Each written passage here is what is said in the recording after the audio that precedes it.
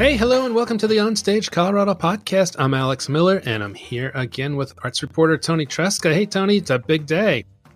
Yeah, hey there, Alex. I'm excited to be here and talking Henry Awards with you. Yeah.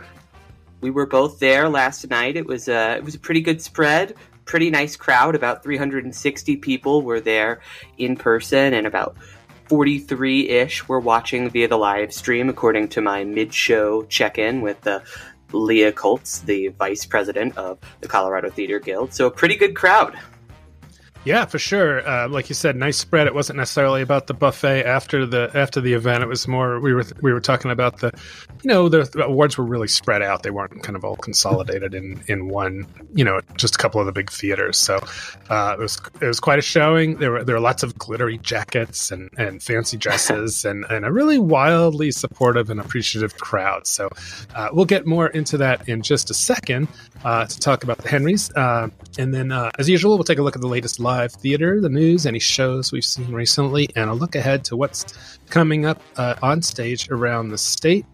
And then a little later, I've got an interview with a couple of the folks from the Band of Toughs who have a show coming up that we will talk about in a little bit. So as far as like what we've seen recently, I was out of town for a high school reunion this weekend, so I didn't see, or this past weekend, so I didn't get to see any shows.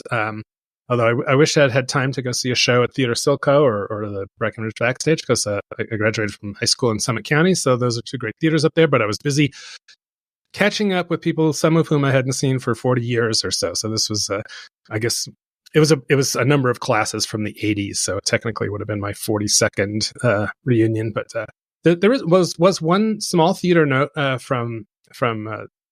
so I ran into Scott Bayette, who he was a really well-known actor on the BDT stage for a million years. I mean, he was at the theater for, I think, 25 years or something like that. And he kind of... Oh, wow. Yeah, he sort of dropped off the map after the pandemic. And I've had a few people ask me where Scott went. And so when he showed up, I was like, hey, Scott. So he said, he's done with the acting biz. He's working in a machine shop in Thornton. And he looked great, seemed very happy. And so if you want to know anything about Scott, just know he's alive and well there. So... what about you? Well, that's always good to hear. It's always good when you get to have a little bit of a good news update like that. That's right. Yeah. Well, it's not like we thought he got abducted by aliens or anything. It just didn't know where he went. So. Yeah. Did you see anything this past weekend? Yeah, I saw a couple of things this past weekend. So I finally got around to seeing Darkfield, which is over at the Off Center through September 1st, and I think I largely agree with your review that says it was not quite worth the hype. I quite enjoyed the experience of Flight. That was the simulator of that experience, and it kind of this interesting meditation on the Schrodinger's cat paradox and how when you're flying, you're both alive and dead at the same time. I thought that was pretty effective, but the other two, that was the best of the three. Yeah. Okay, yeah, I thought that one was pretty effective, but that was where I started, and then it was kind of downhill from there. I did Seance next, and I thought that one was a little bit lame and kind of hokey as you're kind of like putting your hands on the table and you're just like, it's like thumping at you, and I'm like, all right, and then nothing really kind of happens, and then Coma was even more disappointing because you're just like laying down and like listening to somebody talk you through a coma. And then at some point, like bugs are swirling you or something. I don't really know what I was supposed to get from that one. I did not take the pill. No pill taking. There was a pill that you had the option to take, which I don't know why, but I took it. It didn't do anything. It wasn't like it was acid or something. But well, how was the air conditioning situation? Was it decent?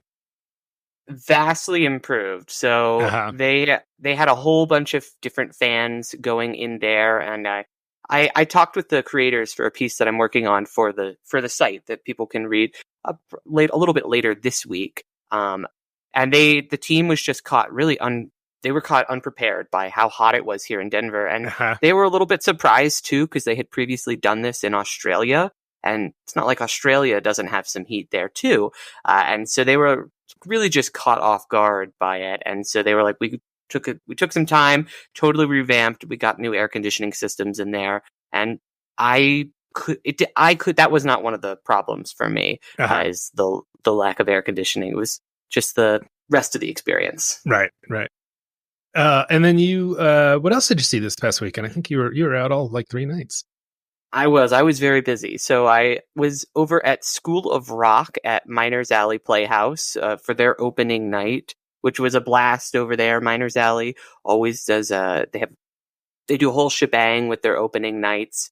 And so it was super crowded, great performance over there. The cast is led by John Hauser, who is a recent Henry Award winner, which we'll talk about in just a second. Yeah. But over there, he's playing Dewey Finn, the kind of rock star wannabe who ends up teaching a whole class of students. And the kids they got over there are just incredible. So that show is through September 15th. I definitely recommend folks checking it out. And because it really does, it feels very different. Even if you did see it earlier this year at Parker Arts, it's very different in that smaller space. It's got a much more intimate feel to it. Okay, yeah, I was going to ask if you had any comparison thoughts between the Veritas production and the Miners Alley production, other than the size of the venue. Size of the venue was noticeable. I think it really works well with the story, which kind of does lend itself to that more personal tone. It's Dewey in a classroom with students. That it works well on that stage when you've got about 200-ish people in there, like Miners Alley does. And then I also thought Miners Alley had a much better handle on the situation, at least on opening night, because I saw both productions on their opening nights, of the sound. Veritas had a couple of sound issues, particularly as they were kind of switching between different instruments and things on that opening night, and just the leveling. Miners Alley had that kind of all on lock. And it was, it's a complicated show sound-wise because you're mixing both live musicians up in the pit as well as kids who are playing instruments and all the microphones. And I got to give props to Miners Alley. They did a really nice job with that. It was very well mixed. Great. Yeah, I'm looking forward to get out and see that one. Yeah, and then I was over in Boulder for local theaters season 14 kickoff on July 27th, and that was also the world premiere of the Democracy Cycle, which I'll talk about a little bit more in my headliner section. So I won't say any more than that about that one, other than it's got performances through August 3rd. I was over at the Underground Music Showcase on day 3, so it was Sunday. It was a little bit less crowded than apparently the first 2 days were, according to my crew who I went with, they had gone all 3 days, but I just joined them for that 3rd day. But I still had a blast. We were, honestly, it being a little bit less crowded and a little bit less hot than the 2 previous days just made it better for me. We got there around 3 o'clock, and I was there until around 10:30 just seeing different shows. All right, that's great. Yeah. So our mailbag or words from our global fan base. So I sat next to a new fan of the podcast last night, a new subscriber. At the Henry Awards, I was sitting next to a woman named Andrea. She's an actor who's worked in New York and in LA, and she's now back in Colorado. Her dad is T. David Rutherford, the CTJ, Colorado Theater Guild board member. And she recently subscribed to the pod and was telling me how much she liked it. And she was like, "Oh, which one are you?" And I was like, "Wow, it's like a teeny tiny bit of fame. Some people know who we are out there." So thanks, Andrea. And thank you for, she's like, "I'm going to go in and give it a review and a star and everything." I was like, "Well, Thanks for that." Oh my gosh. And anybody else who's listening, very much appreciate that. Yeah, I feel like last night was definitely the room to be in. We were trying to find our podcast listeners because we were in the Henry Awards room, and I heard from a lot of people, including a couple of Kevin Douglas over at 2 Cent Lion Theater Company, who was just telling us he listens to the podcast every week. So if you're listening right now, Kevin, shout out to you. Thanks for talking with us last night, and congratulations on your Henry Award. Yeah, and he had a fantastic green suit on too that he got in Paris. He was telling us. Yes, among the many cool outfits that we saw last night. So, all right, well, I guess we can go ahead and move on to what I was calling the Happy Heartful Henrys. So going for the full alliteration there because it seemed like a really kind of joyous event and a lot of happy faces and just a room full of love. So yes, and as I already told Betty Hart this last night at the after party, because Betty came up to me afterwards. We had her on the show a few weeks ago to kind of discuss the Henry Awards, the nominations, some of the criticisms that were kind of leveled at the Colorado Theater Guild, as they always are. There's always some bit of hubbub around the Henry Awards. And Betty came over to me. She was like, Toni, how we do? How are you feeling? And I was like, Betty, I'm going to be going on the OnStage Colorado podcast tomorrow, and I'm going to be eating a big old plate of humble pie as I say that the Colorado Theater Guild significantly improved the award show from last year. I came on here and I talked about the length of the ceremony last year. It was nearly 4 hours, and this year it was just a little bit over 2 hours. It was about 2 hours and 15 minutes. So they significantly trimmed it down without actually cutting anything that I feel really makes the Henry Awards the Henry Awards. You still had the 5 musical performances by the nominated musicals. You still had the in memoriam section that was curated by John Moore. You had the Denver Actors Fund get to speak. You had all of these really heartfelt speeches and moments that were still there. So it really didn't feel like it lost anything, but it was just a whole lot tighter, and the vibes were a whole lot better in that room. Yeah, the performances were, I think, somewhat more truncated than usual. They only sang they only did maybe 2 minutes of a piece. The band was a little more aggressive about playing people off when they were going over there. I guess they had 90 seconds to say their bit if they won an award. And so, yeah, it really moved at a great clip. And so props to, who is the stage manager and the director of that? Do you know off the top? So the director of it is Leanne Sherlong, and the stage manager was Wayne Kennedy. So Shout out to the both of them for keeping the production moving along at an incredibly brisk pace. I got to talk with both of them after the show, and both Leanne and Wayne were feeling incredibly proud of the work that they had done there.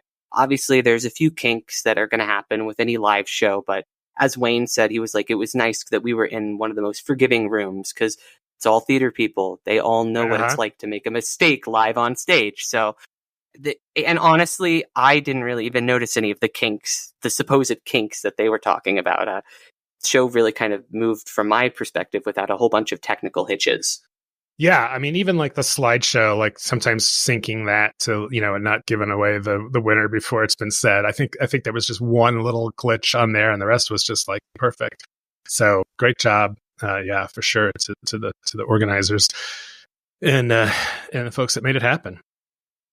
Yep, and Betty also confirmed what she had mentioned on the podcast, which is that this will be the last Henry Awards that includes gendered categories. So moving forward, it'll just be a lead actor and supporting actor with 10 nominees in each category, and then there will be 2 winners picked regardless of gender. So this is the last gendered Henry Awards. That's great. Yeah, they followed our lead with our OnStage Colorado Awards. When we did our first ones last year, and when we were putting it together, we were like, I think it's time to not even think about actor, actress. Because it's just that world is gone. I think of wearing split them out that way, and I think by doubling the number, you still have as many winners, and that's the way it should be. So so much love in the room. There was a little gritching here and there. I heard about so and so should have won this or that, but generally the vibe was really positive, given the fact that 1 or 2 theaters didn't walk away with the bulk of the awards. And I'll also note that one thing that I thought is interesting, and I've noticed this before, is how the energy in the room really builds during, when they're listing the nominees, and then the winner, there's a big cheer. But it does when the DCPA theater wins. That there's a kind of a muted response, and not because I don't think that they appreciate the winners, but that they're just usually out of town actors and artistic team members that they typically aren't there to receive their awards. No comment other than that. It was just an interesting phenomenon. There was one, I think at least one of the actors from Denver Center Theater Company who showed up. That's right. Edward Staudenmeyer, who won for his leading role in a Little Night Music produced by the Denver Center Theater Company. He did show up. He's an out-of-town actor, and he mentioned in his speech that he had flown in to accept his award, and that got a really nice response in the room. It kind of really showed that people really kind of appreciated the respect that he showed to the local theater community by just showing up to kind of nice. Be there, be present. And I think that really meant a lot. And Chris Coleman was there this year to actually kind of accept some of the Denver Center awards, which I think also really helps too, to have him be in the room. Director there. That's right. Yeah. And yeah, like you mentioned this year, I think it definitely helps when there's not like one company that just blows everybody out of the water. Last year, if you remember, the Royale, produced by Betsy, kind of clean sweep. It won. It won in every category it was nominated in. So it won 9 awards. Betsy walked away with 9 awards total, and the Denver Center also won 9 awards. So it was a pretty big sweep for those 2 companies last year. And I heard a lot more grumbling last year, kind of about the sweep nature of it. So this year, a lot more spread out. There were 40 awards given, including a plus 1 Lifetime Achievement Award. There were 5 ties, and 20 different companies won awards for 25 different productions, which is a much, much bigger spread than last year. Right. And yeah, most of the winners just won one. A couple of the multiples were DCPA Theater Company had 7, Arvada had 6, Backstage Theater had 3, Miners Alley 3, Performance Now 3, Thunder River 2, and 2 Cent Lion and Platte Valley Players also each had 2, and the rest were single awards. So yeah, it was really spread around. Well, in the spirit of not making our own little presentation overlong, let's get right into who won what. So, unlike the Henry Awards themselves, we will not make you wait for the big awards. We'll start right with Outstanding Play, which was awarded to Thunder River Theater Company's production of Samuel Beckett's absurdist piece, In Game. Yeah. Yeah, and I was talking to Missy Moore, the artistic director at Thunder River, after the show, and she was just saying that she thought it was crazy. She thought it was a crazy, play to pick, because it's this sort of tougher material than maybe some people are used to, and they sold out. I think she said they sold out their entire closing weekend and did really well the rest of the run. So yeah, and I think it shows that Thunder River has gotten a good enough reputation and doing such quality work that people will come out for anything they do. So they're in an enviable position to be able to take some chances and still fill seats. Absolutely. And interestingly about this production, I think it won Outstanding Play, but it only picked up 1 other award throughout the night. So it's just kind of a real showcase of how even with their top awards, they're still spreading the love around throughout that category. Actually, Interestingly enough, Misery, who was by Miners Alley Playhouse, which was also nominated in this category, actually ended up walking away with the most wins for play with 3, as we'll discuss but a not little bit more. But it was a good category. The Outstanding Play, Betsy's Coal Country, The Minutes from Curious, Lehman Trilogy, DCPA Theater Company. Definitely a strong field. So props to Thunder River. Not really a bad pick in that category. Yeah. For Outstanding Musical, it was A Little Night Music from DCPA Theater Company, Stephen Sondheim musical that you were a little lukewarm on, as I recall. I was a little bit more lukewarm on that, but it is what it is. That's how award shows work. Sometimes your favorites win, sometimes they don't. This category had a couple of others that I definitely preferred a little bit more. I really enjoyed the Arvada Center's all 3 of their productions, which were nominated in this category: Beautiful, Carole King Musical, Natasha Pierre and the Great Comet, and Roger and Hammerstein's Cinderella. A little bit more than A Little Night Music, because I thought they were kind of doing a little bit more experimental stuff, but Chris Coleman's work with A Little Night Music was definitely, he did a lot to kind of revive that classic Stephen Sondheim musical. And I heard from a lot of fans of that musical that they really thought he did a top-notch job with that production. So yeah, props to him. And one of the performances was the actress came out and sang Send in the Clowns, which is a really well-known song, sometimes kind of used as a punchline and things like that, but she just really showed why that song has got such staying power. She really nailed it. So, next up, we have director of a play, which went to Margot Bordelon for the Lehman Trilogy, produced by the DCPA Theater Company. This was another strong category. This was not my personal pick in this category. I thought Christy Montour Larson for Truth Be Told over at Curious Theater would have been a really exciting choice in this category. And then I also I didn't actually get to see Endgame, but I heard great things about Renee Prince's direction of Endgame at Thunder River Theater Company. So, but congratulations to Margot in this category. Yeah. Yeah, one of the other ones was Kevin Rich from Much Ado About Nothing at Colorado Shakespeare Festival, which I thought was a lot of fun. That was a really strong contender too. But there can only be I was going to say there can only be one, but that's not necessarily the case, because in the director Speak of the devil. So in the director of a musical category, there was a tie between Chris Coleman for Little Night Music and also Lynn Collins for Beautiful, the Carole King musical at Arvada Center. And I tell you, Beautiful, the Carole King musical is just like we heard about a lot last night, because there was, for one thing, there were 3 productions that had nominations for the best, I think, actress, right? In that. That's right. Yeah, so definitely heard a lot about that. And every time I'm putting in calendar information, I just see it keeps getting done all over the place. It's apparently... I haven't seen it. Apparently, it's just a kick-ass musical, so that's why. It is a really good musical. I'll give you that. And Lynn Collins directed the hell out of it at the Arvada Center. So this win for her made a lot of sense to me. Yep. And she beat herself out in that same category because she was also nominated for Natasha. She did. And then, also at the Arvada Center, Kenny Moten was nominated for Rodgers and Hammerstein's Cinderella. And another name we heard a lot last night, Kelly Van Osprey for The Music Man performance now. So, cool. Well, don't cry for Kelly. We'll be getting to her name a little bit later. She and her shows did very well, as you're about to hear. So, next award that we'll talk about is Outstanding Music Direction. And this went to David Nels for his outstanding work on Natasha Pierre and the Great Comet of 1812 at the Arvada Center.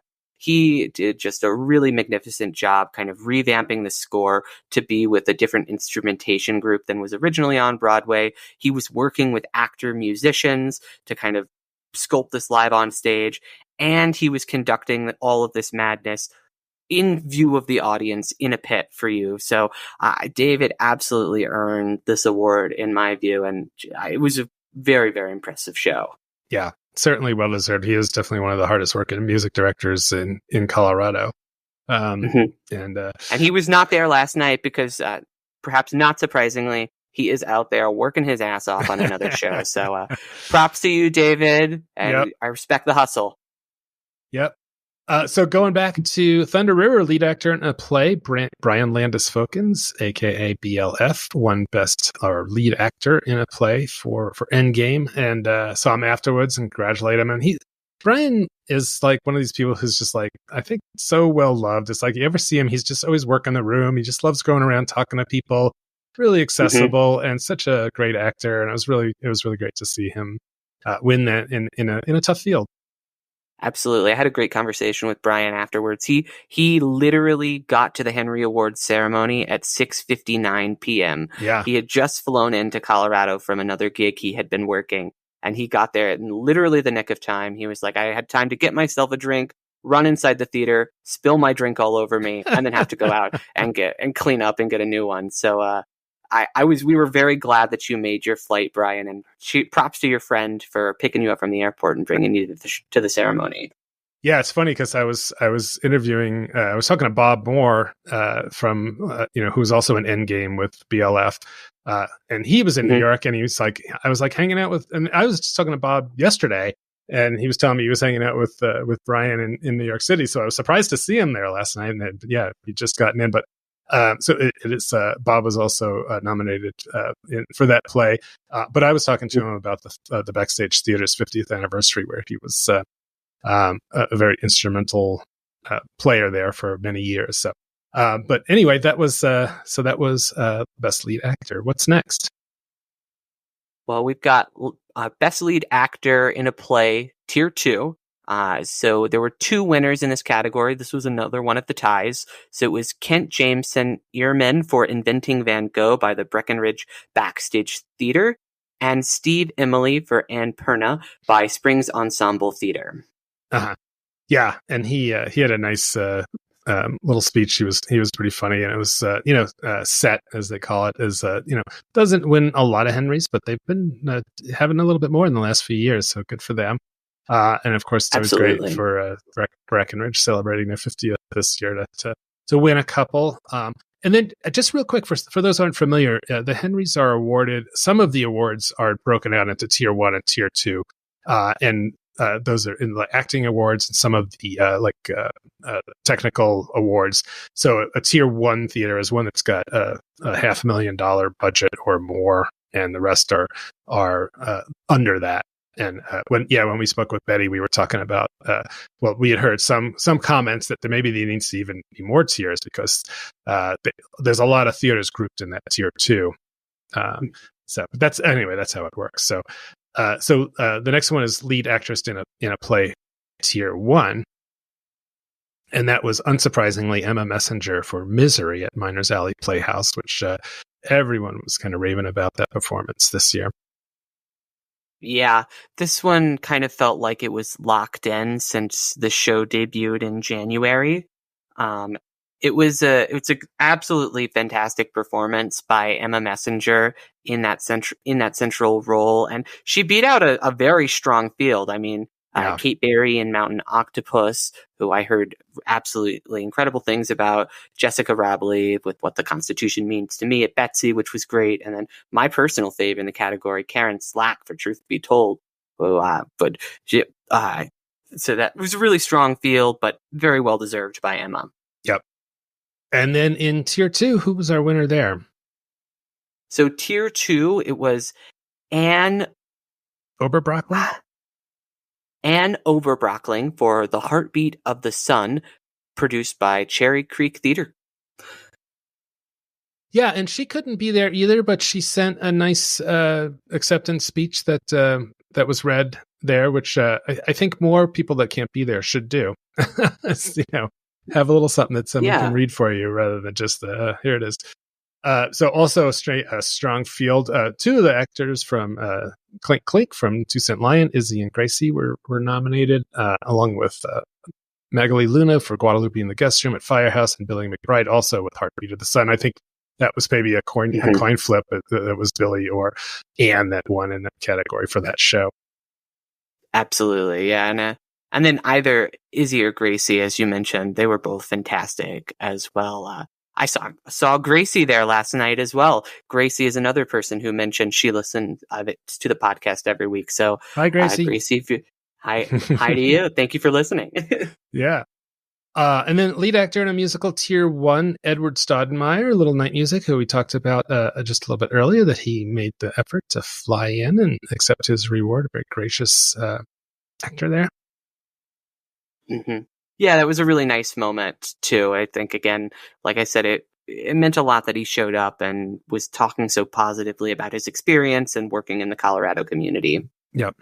Lots of great people in that category. But I'll shout out to Wayne Kennedy, who's nominated for Fiddler on the Roof at BDT Stage, which was the last show ever done at that theater. It was a role that he had done several times before, and he was just great at. So props to Wayne. Yeah, tier 2 lead actor in a musical went to Keith J. Warren for Gentleman's Guide to Love and Murder, produced by Breckenridge Backstage Theater. Another win for the company out there. Didn't get a chance to see this performance, but the photo that they provided looked very funny. I was doing a lot, very funny facial expression. Keith gave a very nice speech. He's not originally from Colorado. He's like me, originally a Texan. I talked to him afterwards. He's from the Fort Worth area, and although he doesn't know my small ass town, he says he's driven through it probably. Yeah. And so he was great. He gave a nice, very warm speech, and so congratulations to you, Keith. So this show, Gentleman's Guide to Love and Murder, is done. It's been done a few times, but if you still haven't seen it or you want to see it again, I think their Arvada Center is doing it in this upcoming season. That's right. I will shout out one other person in this category, Brandon Bill, which was he was in Murder for Two with the Give 5 Productions, which we've raved about a lot. He was definitely worthy of this award. And this one, I don't know, this makes me think that they really should break out drama and comedy to add a few more winners in there. I don't know, could add some time to the ceremony, but I think that makes more sense. It's really weird to pit something like Murder for Two, someone in Murder for Two with someone who's in The Music Man, or but also shout out to Jeffrey Parker in that category, who was nominated twice for double nominee. Yeah, Platte Valley Players for Man of La Mancha and The Music Man. So yeah, I was sitting next to somebody who was like, which Jeffrey Parker role do you think is going to get it? And I was like, I don't know. I guess we'll just have to wait and see. Yeah. And then the other big question was who was going to win the lead actress in a musical Tier 1 for the Carole King musical? Who was it? And this was the category of all of those Carole Kings. And it was a Carole King who did end up winning here. It was Emily Van Fleet for her role over at the Arvada Center. So Emily gave a really incredible speech. This was a talk, one of the after party, where she was kind of shouting out the role of the parents in the theater industry and kind of all of the work that they do behind the scenes in order to raise a family and also produce the art that they do at such a high level. I honestly, it was a really touching speech, and I heard from multiple people over in the after party that it was a real highlight for them, and an issue that doesn't get talked about all the time. Because I mean, I didn't think about. I really had no idea until Emily kind of used that very public platform to bring issue to it, and so appreciate you using that time to not only celebrate your win and shout out the people you love, Emily, but also talking about that very real issue. Yeah, and there were a few of the actors also, shouted out to their parents, that they encouraged me to do this thing that some other parents might be like, you need to go get a law degree, or something. And it's like, thank God for the parents that encourage the artistic, talents that they see in their children. I will say, I think that the Henrys missed a little bit of an opportunity to have a 3-way, Carole King chorus where the three actors come out and sing like, you make me feel like a natural woman together or something like that. That would have been awesome, but who knows if they're all available. And then in Tier 2 of that category, Carolyn Lohr won for The Music Man, Performance Now Theater Company, and that one won a number of awards, and it was nominated a lot for even for kind of a old classical musical. It did really well. That's right. The Music Man, produced by Performance Now, actually ended up tying the Denver Center for the most amount of awards for an original production. Both A Little Night Music and The Music Man each earned 4 awards. So they're the top 2 earners. Yeah, crazy. Yeah, it is interesting. Yeah, the 2 top earners are both are classic musicals, very much in the throwback. So I guess still kind of continuing that trend we talked about on the Henrys earlier. There is a little bit of a preference to maybe those safety comfort picks. Yep. So the next award we're going to discuss is Supporting Actor in a Play, Tier 1. This one went to Andrew Uhlenhop for his role in Art over at the Aurora Fox Art Center. Yeah, and I know you didn't get a chance to see that one. So I did not. Andrew Uhlenhop. Unfortunately, I'm sure. He, and I think it was. So Gareth Sachs was sort of the lead in that one, and Andrew was. I don't know how you pick like who's supporting and who's lead in that one, because they're really 3 evenly matched characters. But this is how it shook out, and I think Matt Schneck, who was also in that with Andrew and Gareth Sachs, was equally worthy. But yeah, Andrew did a crack up job in that show, and gave a great, funny. Expletive-ridden acceptance speech that was fun to hear. And then in Tier 2 of that category, Inventing Van Gogh, at the backstage, it was Felix Mays who won that award. Yeah, it was here we beat out a nice, strong category here, including Bobby Bennett over at For You Enjoy Myself by Local Theater, and Brian Colonna. Is that how you say his last name? Colonna. Brian Colonna for 125 No's by Buntport Theatre Company. But I didn't get a chance to see Inventing Van Gogh, but the photos of Felix's performance looked fiery. Yeah. 125 No's got a lot of nominations. It was, I don't know if it was my favorite Buntport thing, but I tell you, when I see Brian Colonna's name, it just makes me smile because everything he's so funny. I mean, they're all funny, but Brian, I don't know, particularly, he really cracks me up in everything he does. And he was really funny on that one. That was a great picture of him holding this fish. Yeah, that picture got a big cackle from the audience alone when that fish came up. There are several images that got big laughs in the room like that. So, next award is for supporting actress in a play, Tier 1, and this award went to Anastasia Davidson for her role in Coal Country over at Betsy. She kind of, I guess most famously in that show, kind of ends the show by kind of singing this really, really powerful anthem in there. It's really just kind of heartbreaking. But her performance throughout the rest of the show and work with the rest of the ensemble is also very impressive. So really happy to see Anastasia recognized here. Yeah. And I think it was that last thing that pushed her, kind of, because that's really an ensemble piece, and it's with a lot of great talent, and it's hard to pick, one over the other. But I guess that was what made the difference there. So, also, there was a couple of Denver Center folks in there. Kate Forbes from Rubicon, who she was great. I mean, she was a really great performance in there, and also Catherine George and Clyde's. I think she was the boss, right? She was Clyde, yeah. Yeah. She played Clyde and Clyde. Yeah, it was very funny. Every time she came on stage, you were like, uh-oh. So, and then speaking of 125 No's, Erin Rollman did win in Tier 2 for Best Supporting Actress in that one at Buntport. So congrats to Erin. They and I think Buntport got a lot of nominations this year, a lot more than typical. I think they had 8 or 10 or something like that. Yeah, it was a nice share of nominations. I don't remember how many off the top of my head, but it was nice to see Buntport getting recognized for its original work. They usually have a strong showing at the Henry Awards year to year, depending on the year. But last year they were shut out, so it's nice to see them back again. And as I pointed out, Erin beat out her co-Buntporter, Buntportian Hannah Duggan twice, because Hannah was nominated for 2 shows in that category. And so I'm sure she's going to hear it from Hannah. Another real, this is another one where it's like, how are these people supposed to compete in the same category? Because it should be drama and comedy. But Ileana Lucero Barron in You Enjoy Myself at Local Theatre Company was such a neat performance. It's like she was definitely well deserving of it as well. So, absolutely.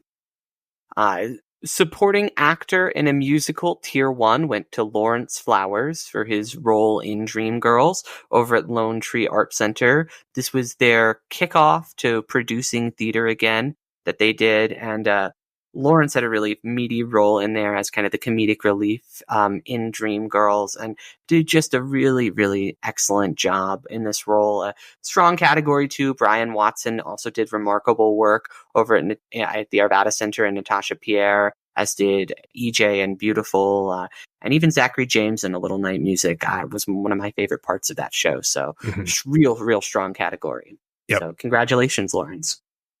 And then in Tier 2 of that category for supporting actor in a musical, Vern Moody for Man of La Mancha at Platte Valley Players. And this is cool. I love to see this. And when 2 people from the same theater are nominated, it's like but they are tied. And so they also George Zamaripa won for Man of La Mancha at Platte Valley Players. I'm sure they were partying last night to celebrate that. That was a really, really nice thing to see.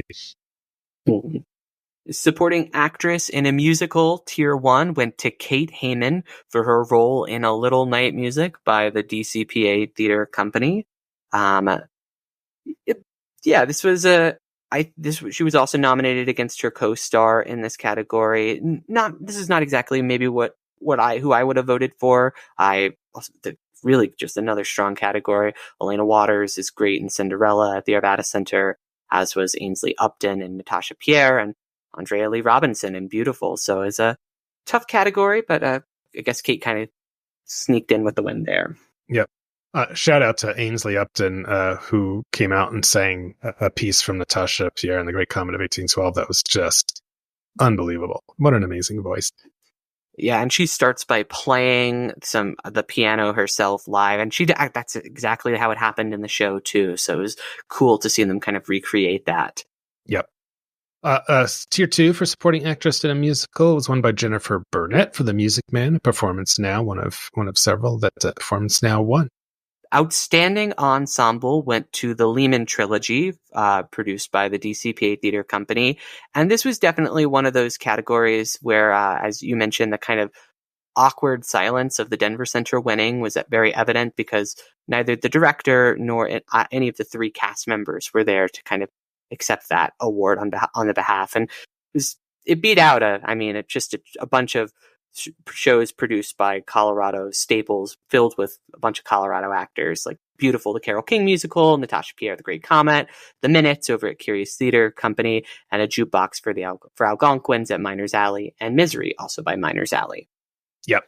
I think I would have been wrestling between The Minutes and Jukebox for that one. But The Minutes, the ensemble, and that, oh my God, they were so just great together. So really, really neat. And Jukebox for the Algonquin also had the playwright in the mix, which really added to it. So for choreography, we had another tie, Jessica Hensley for Cinderella at the Arvada Center, and Kelly Van Osprey for Beautiful, the Carole King musical, also at the Arvada Center. So good showing for the dancing at the Arvada Center there. Although it was really sad that the Arvada Center had to lose for its production of Natasha Pierre and the Great Comet of 1812. I guess there always has to be a loser in every category. But yeah, well, I kid, of course. They were not losers. If three nominees in a category, there's no losers. That's right. There's no losers at the Henry Awards either. Yeah, if you're nominated, you're definitely a winner. I think absolutely in one way. So the award for Best New Play or Musical was actually a three-way tie for Best New Play or Musical. So we had awards given out to Mountain Octopus, written by Beth Kander and produced by Creed Repertory Theater. A Truth Be Told, written by William Cameron and produced by Curious Theater Company. And Rubicon, written by Kristen Potter and produced by the DCPA Theater Company. Yeah, and Chris Coleman, the artistic director for DCPA Theater Company, accepted the award on Kristen's behalf and told a little story about how, it was her first produced play, which is amazing, and how she really was not thinking it was going to be good, and was very skeptical of, when she was at the rehearsals and wondering how it was going to turn out. But of course, it turned out quite well. So. Yeah. It was that Chris told that great line about how she was on the preview or something up in the director's booth, and she, after the show, was like, I don't think the play works. And Chris is like, why do you say that? Why do you say that, Kristen? And she's like, because I couldn't hear the reaction for the audience. And he's like, well, that's because you were in the director's booth. I didn't quite get that. What is the director's booth at the Denver Center? It's way up top and kind of removed, so you can see everything, but it's not the kind of same auditory experience as if you were actually sitting out in a house. Okay. Yeah, I didn't know that. I never even knew they had such a thing. So, and then costume design, and I tell you, this was a good year for costumes. So this was a tough category, I think, but I think Natasha Pierre and the Great Comet of 1812 really just brung it, and this was Sarah M. Stark was the costume designer who won that award, and really in a tough field between Dreamgirls, Emma, Little Night Music, and Beautiful, Carole King musical at Arvada. So props to her. Mm-hmm. The award for Outstanding Costume Design, Tier 2, went to The Book of Will over at OnStage Theater Company in Fort Collins for the work of Rebecca Evans on that production. Nice to see a little bit of love for troops up in the Fort Collins area. And again, it's beat out another really impressive lineup here. Clink Clink, Nevermore by Evergreen Players, Music Man, and Seussical, also by Performance Now. So really, really nice work, Rebecca. And the photos that they showed at that production really kind of showed you why she won. Absolutely. Yeah, it was unfortunate that was the only award won by any theaters in the northern part of Colorado, because there's plenty of good work. Although we'll note that Candlelight, which would be another big player, did not participate in the Henrys this year. So That is true. And then Misery at Miners Alley, another multiple nominee, won lighting design in Tier 1 for Vance McKenzie. And then in Tier 2 for lighting design, it went to Clink Clink, produced by 2 Cent Lion Theater Company, and for the work of Maxwell O'Neill. That was really exciting to see 2 Cent Lion win. I mean, as Kevin told us out in the lobby, it was when he saw that they were nominated against some of these other companies that they look up to, like Buntport and Local Theater Company. He was like, it's an honor to just even be in this category. And so when they won 2 awards, including this one, they were just absolutely shaken and so honored. So yeah, congratulations to you, Maxwell, on this very well-deserved win. Yep, first Henry's for 2 Cent Lion, which is a fairly new theater company, sort of started by some DU students and really doing some great original work. So looking forward to seeing what they come up with next. Great group of young people making their own theater. Scenic design Tier 1, Misery again, but this time at the Colorado Springs Fine Arts Center at Colorado College, and this went to Christopher Shelley. Yeah, the set design that they showed for it did look really cool. It was a very different take on it than kind of the 2-leveled set that Miners Alley did for Misery, but it was very effective, at least from the photo that they showed. So congrats, Christopher. It was a very, very cool set. Yeah. I was a little surprised that it didn't go to Clyde's at DCPA Theater Company, just because that was the biggest, most impressive, most difficult looking set in theater in the last year, because they replicated an entire, commercial kitchen on stage. So, maybe it just, had a lot of pieces, parts, but but I thought it was really well done. I am inclined to agree with you, but I since I didn't see the show in Colorado Springs Fine Arts Center, maybe there's some elements to it that weren't immediately present from just that image, but it was very striking, just kind of how they kind of assembled it all on that one level and really made you feel very claustrophobic, which is exactly what Misery's supposed to do. So yeah. And scenic design isn't always about the biggest and most complicated, because sometimes a smaller stage or a tighter space or some other thing that limits what you can do really kind of brings out the ingenuity for set designers. And that's some of the coolest sets I've seen aren't the big fancy ones. Speaking of big fancy sets, the winner and outstanding scenic design in Tier 2 does go to a big fancy set designed by Susan Crabtree for You Enjoy Myself, produced by Local Theater Company. And you and I both remarked on the grandeur of that set when we were sitting in the Dairy Arts Center taking in that set for the first time. They kind of recreate this whole outdoorsy hippie home house that's for all these fish fans to inhabit. And it just looked so beautifully lived in and stylized. So I was not surprised to see Susan pick up the award here. Yeah. And then they worked out, another section of the stage was for like all the other scenes. And so the way she arranged that worked really well for that play. What's next? Sound design, Tier 1, John Hauser for Misery, Miners Alley Playhouse. So John Hauser is also a very accomplished actor, but also a really accomplished tech guy over at Miners Alley, and does a lot of stuff for shows. I think sound. Does he do lighting as well? I feel like maybe he does, but I don't know. But yeah, great actor, and also great comic actor. So if you see him there in a comedy, he's doing School of Rock right now, right? Yeah, you can see him in a comedy right now over at Miners Alley. So yeah, and I was super excited for John. This for long-time listeners of Pod know that I have been hyping up John's work in Misery since I saw the show in January, saying that if there's any justice in the world, he will be he'd get a win here, and I guess there is justice in the world. So. Yeah, sometimes the arc bends towards justice, right?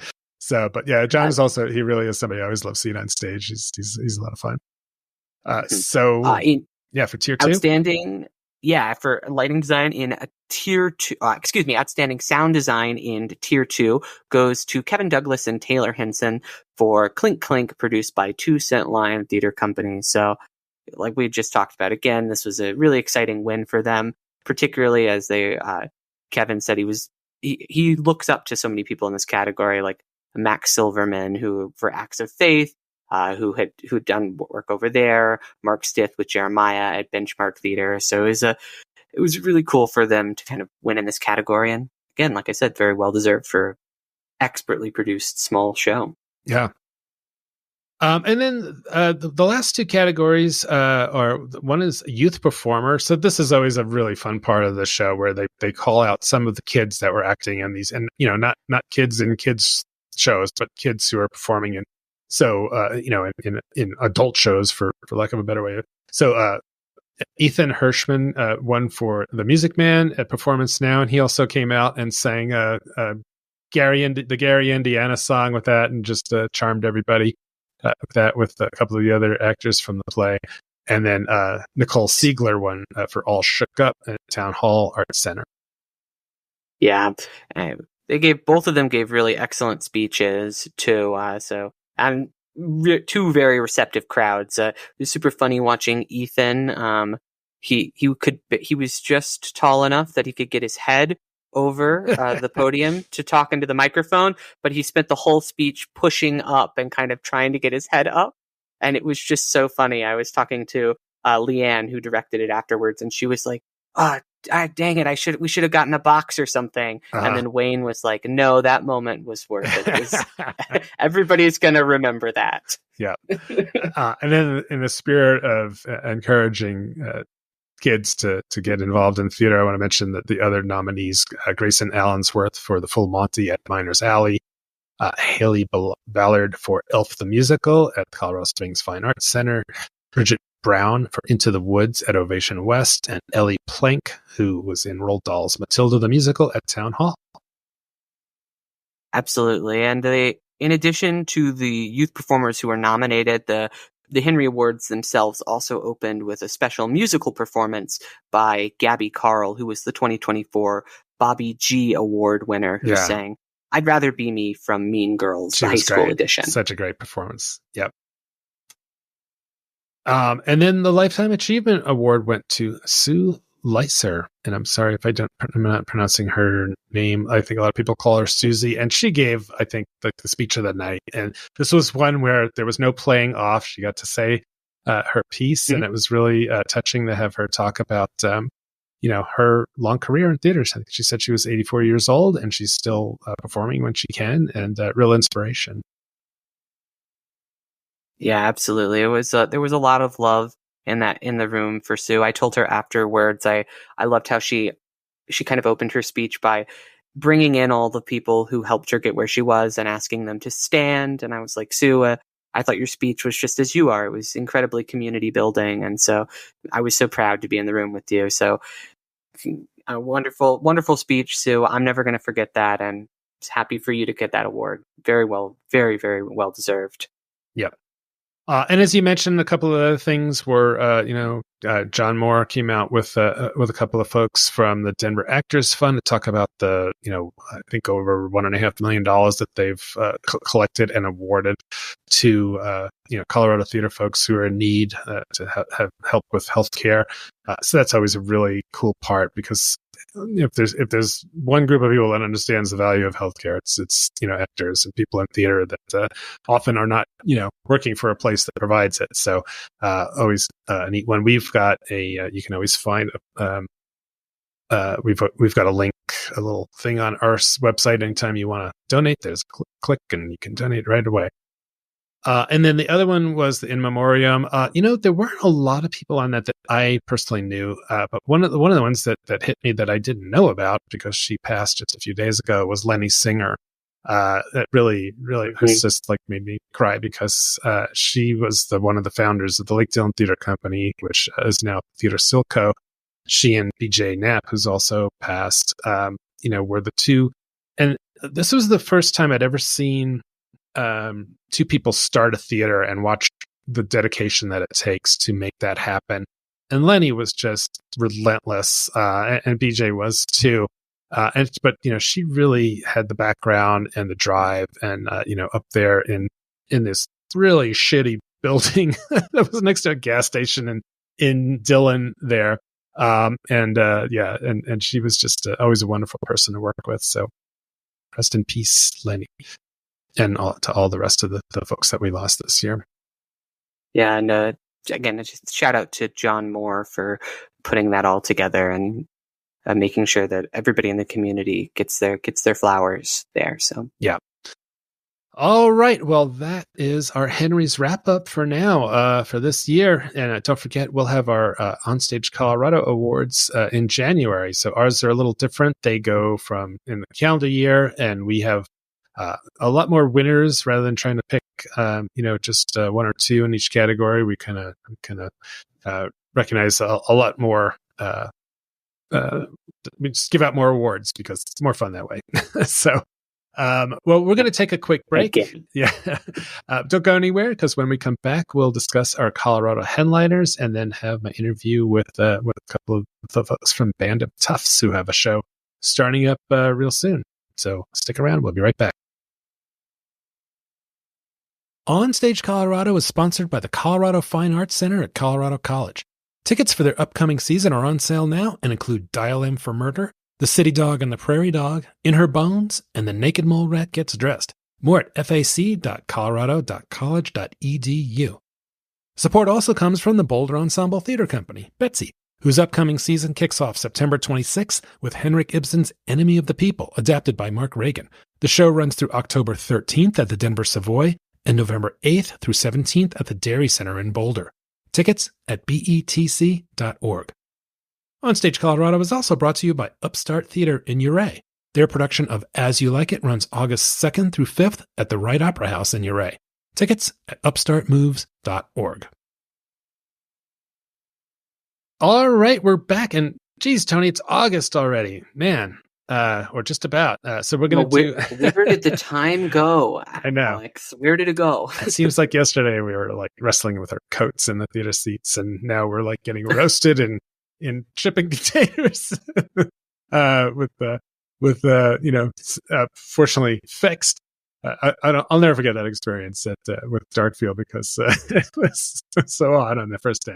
But anyway, we're going to do our Colorado headliners. So there's like our kind of a loose top 10 or show, top 10 list of shows we're excited about seeing or events. Sometimes it's a new play festival or another type of thing coming up like that. So here they are in no particular order.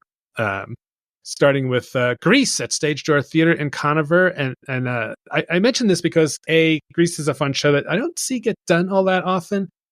B, because Stage Door Theater in Conover is a great little theater company. And C, because Grease was one of the first shows I ever saw on Broadway as a middle schooler growing up in New York. They used to take us into shows, and I think they didn't realize how profane the language is in Grease, because they tromped a bunch of 12 years old into the show. It was like F-bombs left and right. So, but definitely one of the shows that really impressed me as a young person. So that's at Stage Door Theater of Conover through August 3rd.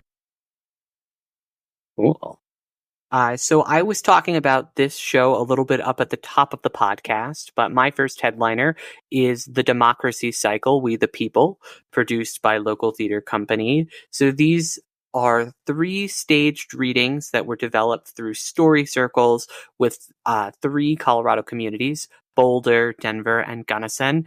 And the stories kind of take you from a mobile home park in Boulder to a jail cell in Denver and to an unlikely council gathering in Gunnison, for 3 plays that kind of all reflect on the issues of the local community and end up revolving kind of around affordable housing. So I really enjoyed this play. It's followed by kind of a conversation where you get to talk about democracy and put it in practice and what to apply. So I thought it was a really awesome experience. There's only 2 more chances to check it out. They performed it in Boulder on the 27th. The next one is going to be this Thursday in Gunnison on August 1st. And then the final performance is at Curious Theater Company in Denver on August 3rd. So 2 more chances for folks out there to get your democracy on. All right.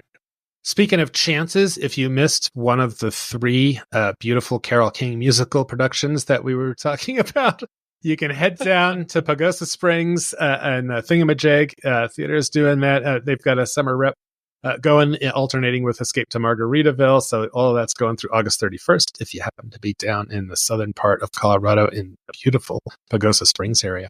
Cool. So just north of Colorado Springs, Funky Little Theater Company is going to be producing The Last Train to Nib Rock in Palmer Lake, August 2nd through the 17th. This is a funny romance about two people searching for happiness as they're on an eastbound train in 1940 that carries the bodies of great American writers Nathaniel West and F. Scott Fitzgerald. So these two bond in this kind of unlikely situation. I've never seen a show over in Palmer's Lake before, but this seems like it would be a fun one to go see by Funky Little Theater Company there through August 17th. Yeah, I'm looking on the map. I'm like, where is Palmer Lake? So it's just northwest of Monument. And we'll have, I think, our reviewer Judith Sears will be at that one, so I'll have a review of that. Much Ado About Nothing. This is a great chance for if you haven't ever really seen a Shakespeare show, or maybe we don't have too many listeners on our podcast that haven't, but this is an opportunity to see it for free. At Littleton's Clement Park. It's a production by Foothills Theater Company, and that will be August 2nd and 3rd. And man, it's always nice to be out in the park watching Shakespeare, as long as it's not hailing or anything like that. Very true. Yep. My third headliner is a world premiere produced by the Catamounts. It's called After the End, and it explores the question of what happens to fictional characters once their story ends. So this experience, After the End, is kind of a journey through the Bardo-esque landscape of waywardly storybook characters who are fighting for survival in a world intent on forgetting them. So this is conceived by Amanda Berg-Wilson and Luke Zorge, and it will be playing at the Anything Kieran Street Library in Thornton, August 5th through September 14th. Yeah, that sounds great. I'm looking forward to that.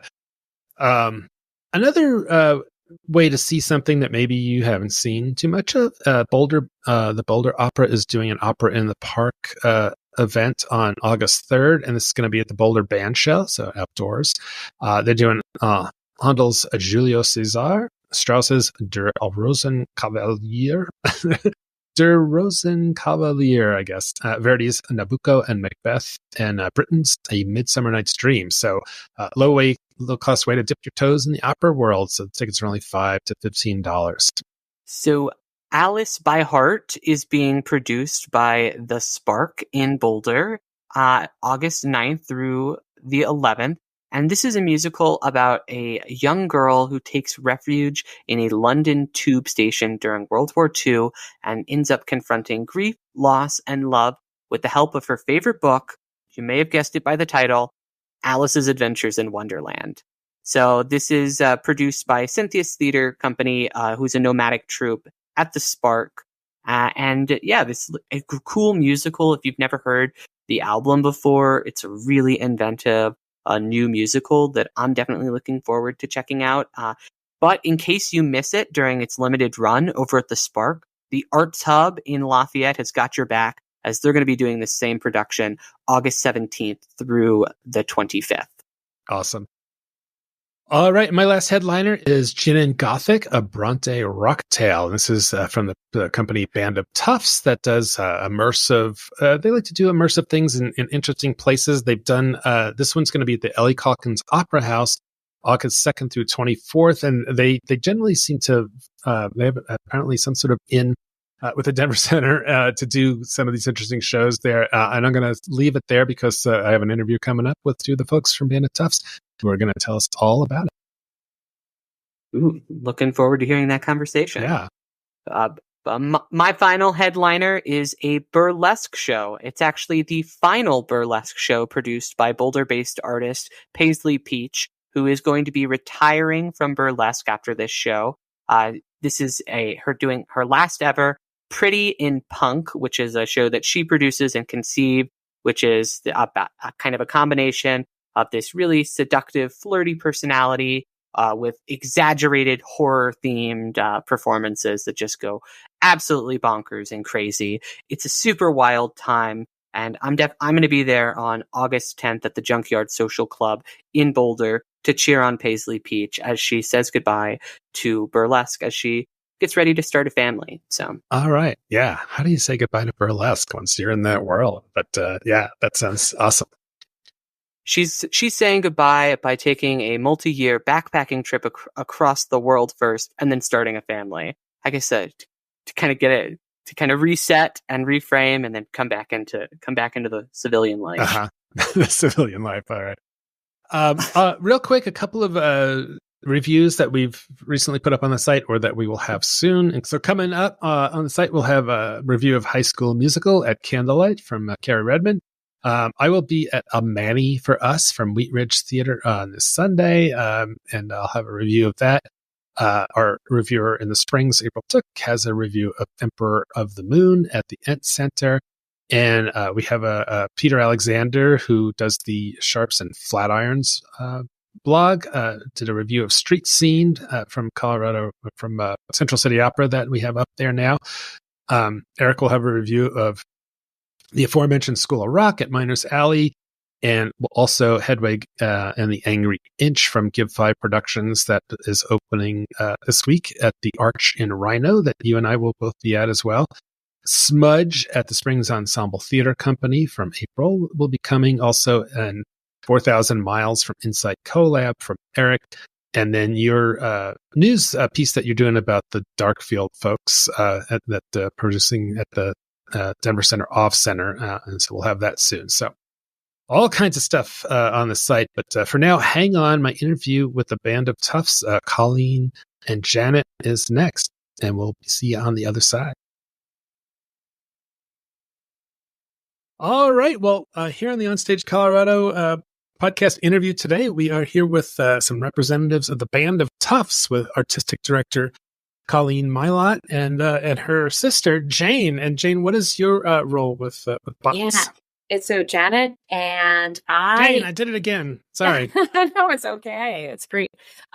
So I basically am a company member, and I would say that, like, in addition to performance, I help in the development of our works, particularly, I guess, from the writing component, along with many others. Yeah, she's actually going to be playing Charlotte Brontë in this adventure. Okay. Yeah. Great. So yeah, thanks again for being on. And we're talking primarily about Gin Gothic, a Brontë Rock Tale that's coming up. That's going to be at the Denver Center August 2nd through 24th. So that's it's been a little while since Band of Toughs has been seen. It's true. It's been about 3 years. And I don't know. I saw some blips. So maybe I'll say that again. So yeah, it's been about 3 years since we've done our last show, and that was, we did an Costor version of As You Like It out here at also the Denver Performing Arts Complex. So it's been some time for sure. Yeah, that was great. I love that. And I saw Nervamlet also, which was kind of in the space that you're going to be doing this Brontë thing inside the Ellie Caulkins Opera House, right? Yes, it's true. Yeah, it feels very much like we're using a lot of those Nervamlet spaces again, but we have a new one too. We're actually going to use the orchestra pit of the Ellie Opera House this time. Oh wow! Which we're super excited about. So yes, there's some old haunts that we definitely are familiar with as far as the Ellie Caulkins Opera House, and some new discoveries too as far as space, which we just love being able to explore all the crazy spaces around here. It's so fun. So yeah, there's a lot there at the Denver Center, all kinds of nooks and crannies and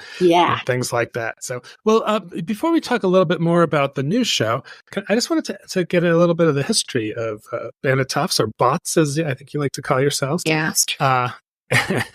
So how did it start? And start off by what's the mission? How would you describe Band of Toughs as an organization? Yeah, we're crazy. It's funny. We call ourselves the Band of Toughs, and when we found that name, I didn't realize how much we would operate kind of like a band, but we really do operate like a band. Like, we do get together every few years and make a show. It really started way back in probably like 2007-ish was our first show, and it was called Big Love.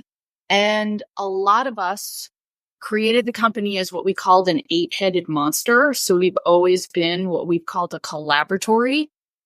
So there were 8 co-founders that got together and made big love.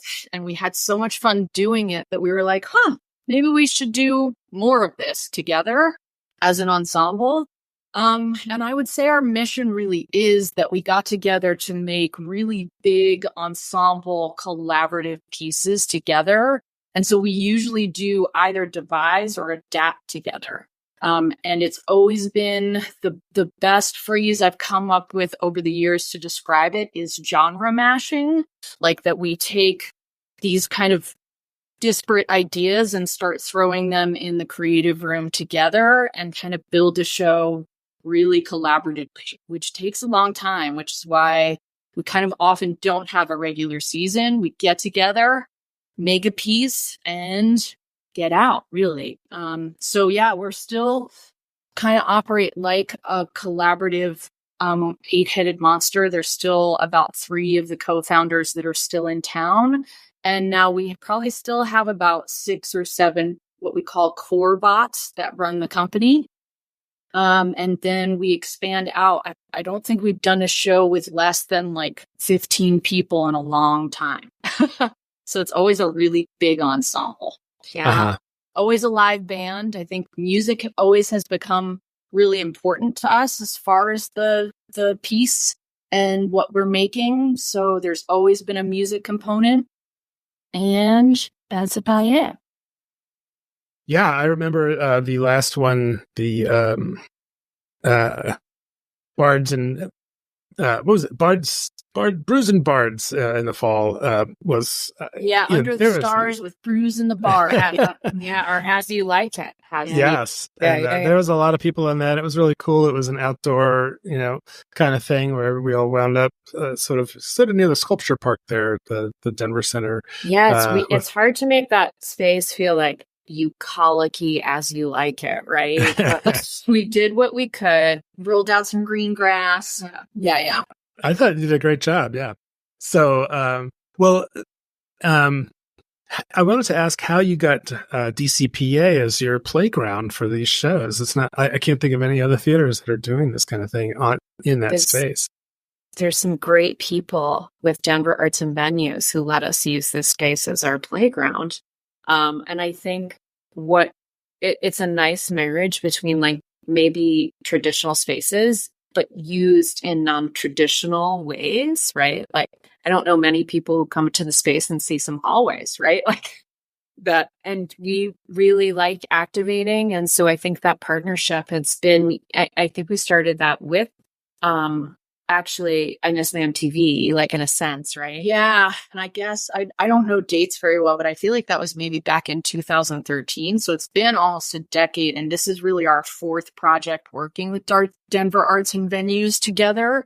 And really, like a long time ago, some people from Denver Arts and Venues were talking about activating some of these beautiful spaces when there was kind of dark days. And Ellie Caulkins Opera House in particular has quite a lot of, because the opera is so grand scale, right? Like they actually do have, some calendar days where, they can use some activation.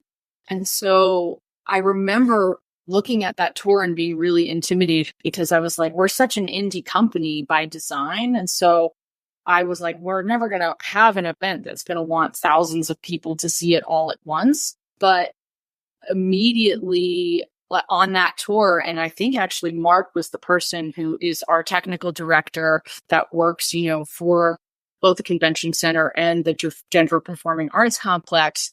He could tell that I was much more interested in the weird spaces like the loading docks and the hallways, and wouldn't it be cool to kind of stage something here?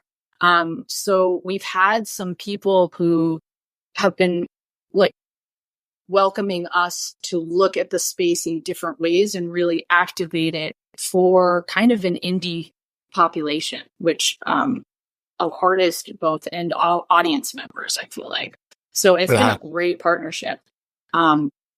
And so it feels good to do it for the fourth time.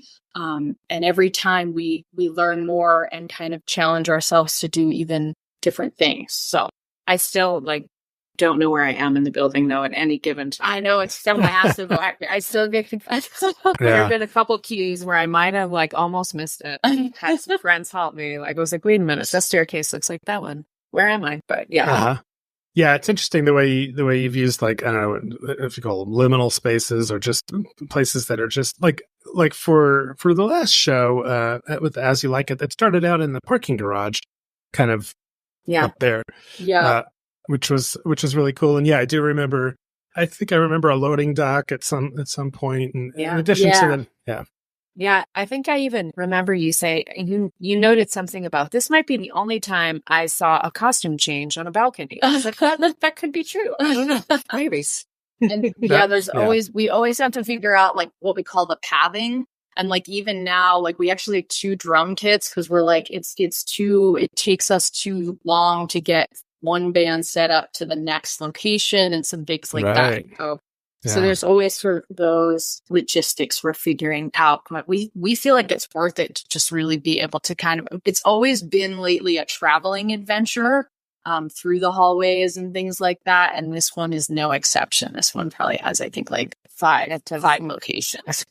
Yeah. And I mean, even think in the process, it is interesting to think about the character of certain moments and the kind of space they need. Right. And it's fun to have a big playground to try to figure out what parts will work best where, essentially. And that's always a neat part of the puzzle. Yeah, even last night I was watching a scene and I was like, we have to go to the other location, actually. We can't have this specific scene in this specific location. So we're kind of always adapting that as we go. But it's so fun. Yeah. Yeah. I would guess that lighting and sound are both real big challenges in that kind of a situation. We're trying some experiments that we've never tried before where we have what we're calling the tunnel paths. So there will be, just for the first 10 minutes of the show, the audience will be assigned a specific Brontë sister, and they'll have kind of a 10-minute little preamble experience that's going to run simultaneously amongst the hallways of the lobby. And so those logistics are definitely challenging us, I'll say. Yeah. Right. And is there in fact gin being served at any point? There is. We're hopeful that there's 2 signature cocktails. One for Branwell, who Branwell Brontë was kind of famous for being a bit of the drunkard and loving gin in particular. There's lots of letters about gin that Branwell wrote. So he's going to have a signature gin cocktail, and then we're thinking all the 3 sisters will have something else. We lost a lot of creative time in thinking about it. Actually, it wasn't the most productive we had. We all had a lot of, but we were we can't call this a Gin Gothic and not have a gin cocktail. So it is coming for sure. Okay. Yeah. I'm glad to hear that. So, well, let's back up just a little bit and just talk about Gin Gothic. We've touched on it, but where did the idea for this come from, and how did it kind of kick off? Yeah, that's it's very similar. I feel to Nirvamlet, which was a conversation that was wouldn't it be interesting to put Nirvana in the Hamlet context? We really had 2 disparate things again that we were okay, what could this be? And this time it was the brilliance of the Brontë siblings mashed up with kind of rock music, and in particular some Riot Girl kind of punk rock music. And so really we call it a rock tale because we kind of don't want to be limited just by the punk rock genre, but really modern rock music mixed with the Brontes, what's there basically, and is where the idea came from. And I would say as sisters, working on a piece about sisters has kind of been cool. That is cool. I'm probably am the resident Brontë lover, maybe, of the company. I'm super excited that this project was exciting to others because I've had a really long-term love of them. And I think what's really fascinating is not only their literature and the legacy, but their family story is kind of fascinating. And a lot of people don't know about some of that. And I think that's been kind of fun to dig into. Yeah, I mean, 3 really brilliant sisters. Sisters just in my personal life has been coming up a lot as far as just the importance of siblings. Actually, our mother lost her sister this past year. And so there's something about the fact that I personally am really grateful that I have siblings to help me survive this thing called life has just been personally coming up. And then in the art, really picking up these really brilliant, I love them too, because they're such a historical anomaly. Like they grew up in one of the most repressed eras possible and became 3 famous Brontë writing siblings and made a living off of their art.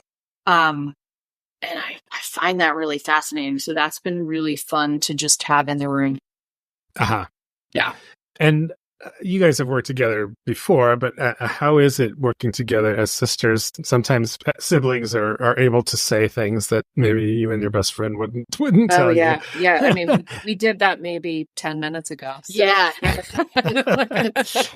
A car ride was dramatic for sure. I think, and actually Janet hasn't been part of the company from the very beginning of the bots. And not really for any specific reason. Well, I was raising kids. It was hard to do theater and kids was a little hard fell out at that time. But yeah.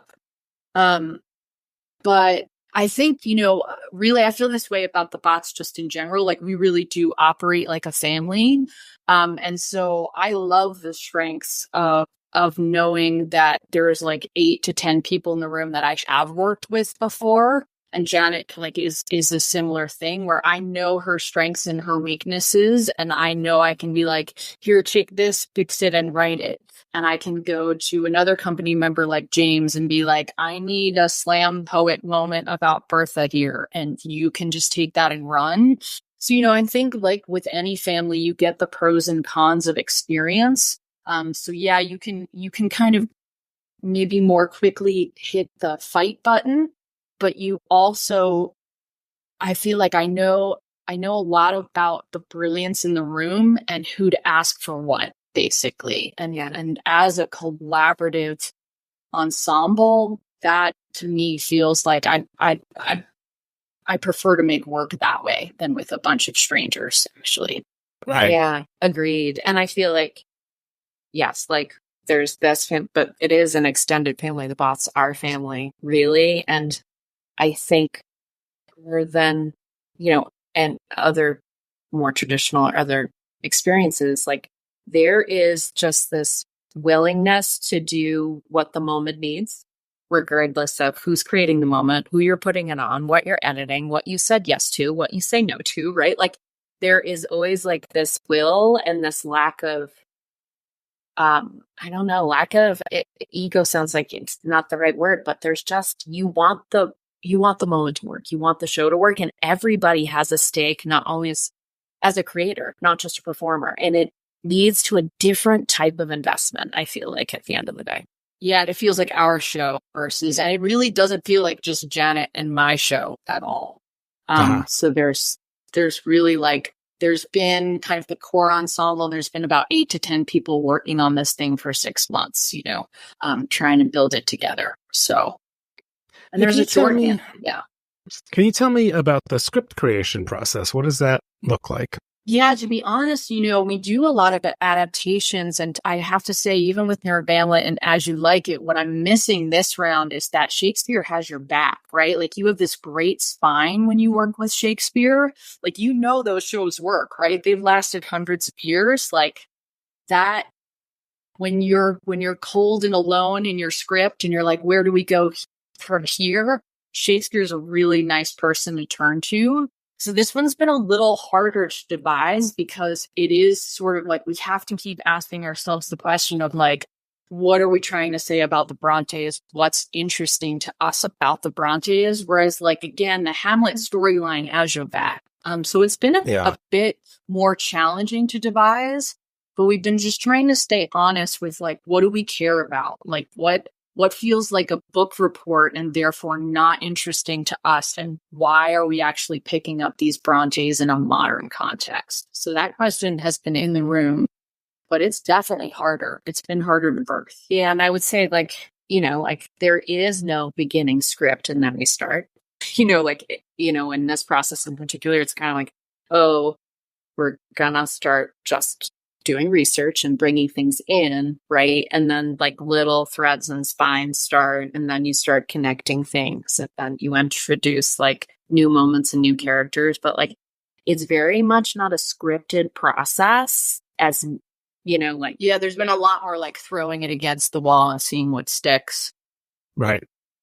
And then real quick, like, how would you describe to someone buying a ticket to the show, what are they going to experience?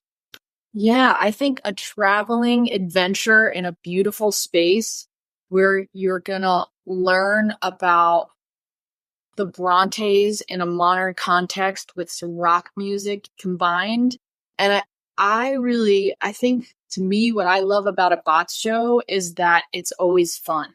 Even if we're talking about really gothic things like a Hamlet or the Bronte siblings and romantic literature, like, you don't need to do any homework. You can just come and be with us, and we're going to take care of you and have an ensemble traveling experience for an evening, and it will be good fun.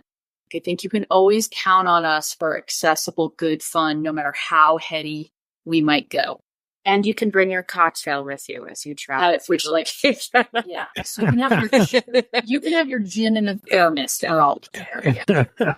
Well, it's probably just as well that you don't want to give it away too much, just because part of the fun of these shows is the immersive. You don't know what's actually coming next, and so that's a ton of fun. So, all right. Well, anything else you want to just mention before we close? No, I can't think of anything. Yeah, we're just excited to share what we've been building together, and there's amazing people involved. Yeah, and music. My mom. There's so many diverse talents. That's also what's great about our ensemble. Is like, we didn't all train the same way. We don't all have the same skills. We don't all see the same. So like, I just feel like you're gonna have a great time, and you'll see some great like performers, right? Like, it's gonna be fun. It's a ride. It'll be a little bit of a ride. Yeah, it's like a theater ride. Okay. All right. Well, Gin Gothic, a Brontë Rock Tale, is going to be at the Denver Center. It's kind of in the Ellie Caulkins area, August 2nd through 4th. And you can get tickets at bandoftoughs.com. And so Colleen Mylott, artistic director, and Janet Mylott, company member, thanks so much for being on the OnStage Colorado podcast and break legs with that show. And I will certainly want to be out there. Thank you so much for making the community vibrant and speaking to the arts. We love it. Thank you. Okay, great. Thanks for all you do. Yeah. All right, well, that's it for this week's episode. I know a little on the long side, but we had a lot to talk about, a lot to get through. Thanks so much to Colleen and Janet from Band of Toughs for joining. Can't wait to see that one this weekend. For next week, I'm catching up with Brad Moore and Brian Dowling. Actually, later today, I'm interviewing them here on Tuesday with the Colorado Community Theater Coalition. So they're doing their first full festival since 2019. It's taking place August 10th through 11th in Evergreen. And Toni, you and I will be there. We're doing a panel discussion about something on that Sunday. And the Colorado Community Theater Coalition, just real quick, is it's a part of the American Community Theater Coalition, which does supports community theater, but also they do competition pieces. So you have 10 minutes to do your set, an hour to perform, 10 minutes to strike, and then you have adjudicators that will tell you what you did wrong afterwards and what you did right, and then there's awards and things like that. So it's a really neat program. I was involved a lot in, so I'm excited to talk to them. So we'll have that in our next podcast. Also, just wanted to give a shout out to the Breckenridge Backstage Theater celebrating its 50th anniversary. They have a gala on August 1st.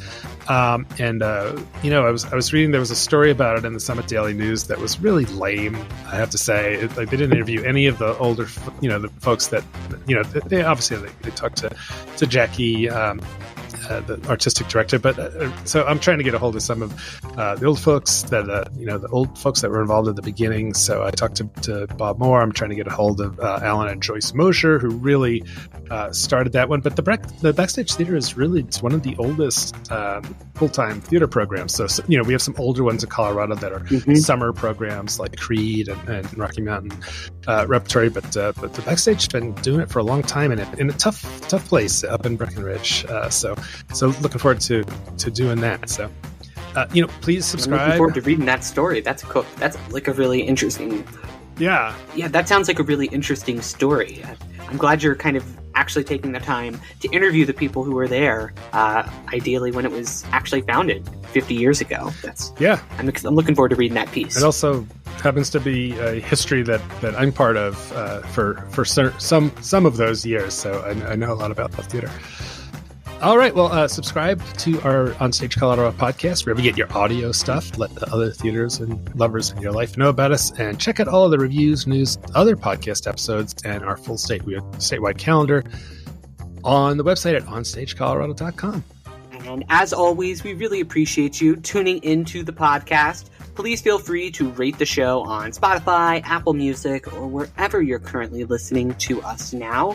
And if you do, we might read it out on the show. So, Andrea, if you were sitting next to Alex, you said you'd leave us a review. If you do, we'll read it out here, shout you out. That's right. All right. Well, thanks everybody for listening. I'm Alex Miller. And I'm Toni Tresca. And we'll see you at the show. Yep.